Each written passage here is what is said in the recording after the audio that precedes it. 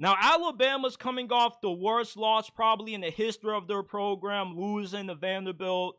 You host South Carolina as a 21-point favorite, and this is a great get-right game for Alabama because too many people are trying to define this year's Alabama team off one bad loss. You can't say that Alabama is an overrated team when they weren't the only team that fell victim to the upset bug last week. It's just that they lost to a team that you normally wouldn't expect to pull off that big of an upset. But Alabama isn't the only great team this year that's going to have a shocking loss, people. College football this year is going to be absolutely bananas, and this season is really reminiscent to 2007 when nearly all the top-ranked teams were getting upset week after week. So you can't define Alabama just because they lost to Vanderbilt and say that they no longer are a great team and any team they play has a fair shot to beat them. South Carolina has no chance in hell at being able to hang around with Alabama in this game.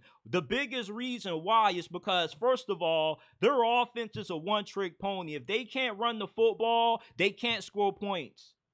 They're 45th in rushing yards per game allowed, Alabama's defense is. And South Carolina, when they are forced to have to throw the football, they really struggle. They are 118th in college football in pass attempts per game. They pass the football 38% of the time. They're 105th in passing yards per game. They got a bad offensive line. Lenore Sellers has 2 touchdowns and 3 interceptions. He's completing 57.6% of his passes, which is not good. He has one of the lowest quarterback ratings in all of college football. When you have an offense that is only dependent on the run game, it's not a good formula for you being able to beat Alabama. Vanderbilt has a really good quarterback in Diego Pavia. If you're going to take advantage of Alabama's defense and their biggest weakness on that side being their secondary, you got to have a capable quarterback. Lenore Sellers is not the definition of capable, all right? He's a young player who's still trying to grow and improve. And with how bad they looked against Ole Miss, it's going to be really hard for them to have a good day offensively to keep this game close. You know, when you watch South Carolina, you know that they're going to be good in the special teams area. They're going to have some solid defense as well with how good their pass rush and defensive line has been. But Alabama has scored 30 points in every game this year. If you want to beat Alabama, you got to be able to score 28 points by yourself offensively. If South Carolina can't get no turnovers and they can't make no big returns on special teams via kickoffs or punt returns, they're going to be in trouble in this game, man, because you're not going to beat Alabama by just saying, you know, we're going to come into your home turf and we're just going to run the football and dominate you up front. That's not going to happen. You at least got to be somewhat balanced when you play Alabama. Vanderbilt was balanced. They beat them throwing the football and running the football as well. South Carolina doesn't have the ability to do that. And this game is really similar to what Iowa versus Ohio State was. You know, South Carolina is probably the closest team in the SEC to what Iowa is in the Big Ten. You know they're good on special teams. They play good defense, but offensively, you know, they're fortunate if they can even get the 24 points. You know, it's really rare to see South Carolina have an efficient offense when that ground game is ineffective. And that's why I love Alabama to get right in this game. Alabama has only lost a handful of games at home in Tuscaloosa over the last decade.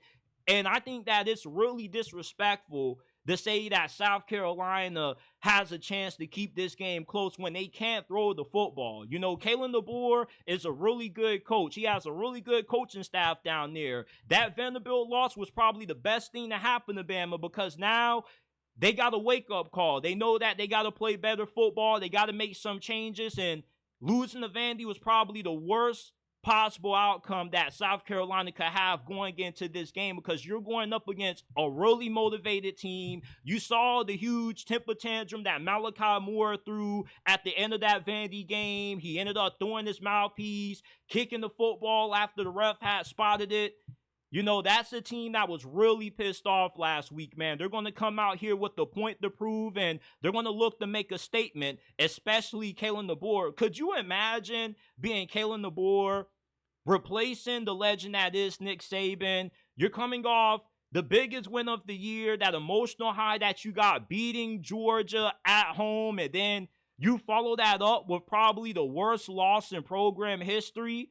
I know that had to be a really awkward press conference for Kalen DeBoer, and he is a really good coach. And I was really shocked at how he got out-coached by that Vandy team, and expect him to have some adjustments and expect this to be the best game that Alabama has played for all this season. South Carolina, unless Lenore Sellers gets the football gods inserted into him, and he just finds a way to put together the best performance of his career up to this point, you know, it's going to be hard for South Carolina to keep this a close game. Their defense is probably going to be able to, you know, keep Alabama's offense a little bit at bay for the first 2 quarters, but eventually, with how inefficient South Carolina is going to be offensively, that defense is going to get worn out. They're going to get tired, and that's when Jalen Milroe and company, that's when they start throwing those body blows, and they eventually blow out South Carolina at home.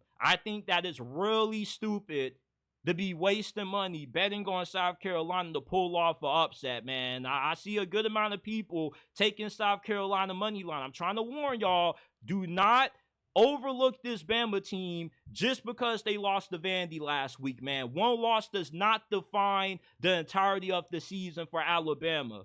Hey, man, have you hit that like button yet? Have you subscribed to the channel? Because if not, what are you doing? It only takes less than a second to do so, man. I love football. You love football. This is the best place to be if you are a diehard fan of football, man. We're talking NFL, college football, 24/7, 365 days a year. If you are a diehard football fan, this is the right place for you. Smash that like button, subscribe to the channel, hit that bell icon so you don't miss when we drop new content, and go live.